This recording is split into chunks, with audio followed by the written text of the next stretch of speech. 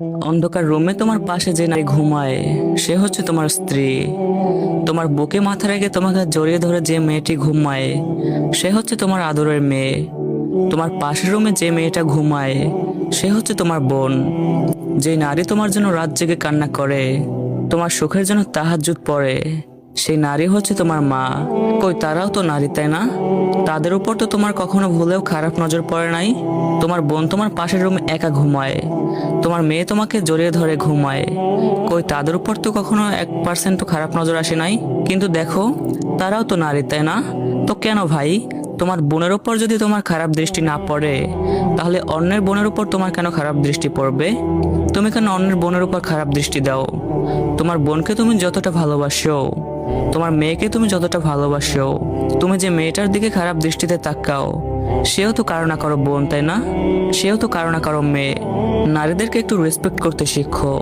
হ্যাঁ মানি, কিছু কিছু নারীরা আজকাল অতিরিক্ত খারাপ হয়ে গেছে, হোক না তারা খারাপ, কিন্তু আমরা পুরুষরা আমাদের চিন্তাভাবনা এবং নজর একটু ঠিক করি, তাহলে এই সমাজ থেকে ধর্ষণ নামক শব্দটা একটু হলেও বিলীন হবে।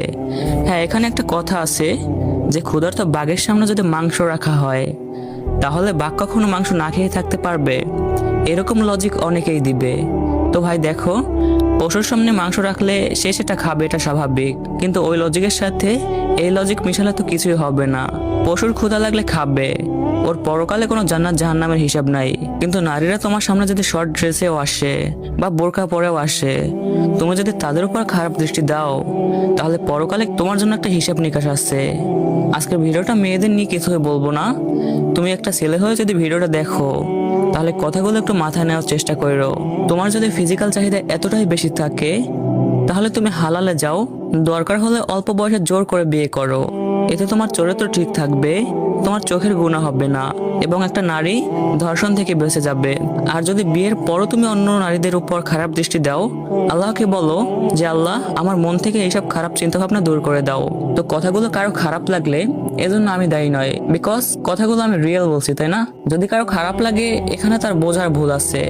তো কথাগুলো যদি তোমাদের ভালো লাগে, তাহলে বেশি বেশি like, comment, share, copy link করো, আর ভিডিওটা সবার কাছে পৌঁছে দাও। আর কমেন্টে বলো যে কথাগুলো তোমাদের ভালো লাগছে নাকি খারাপ লাগছে। এটা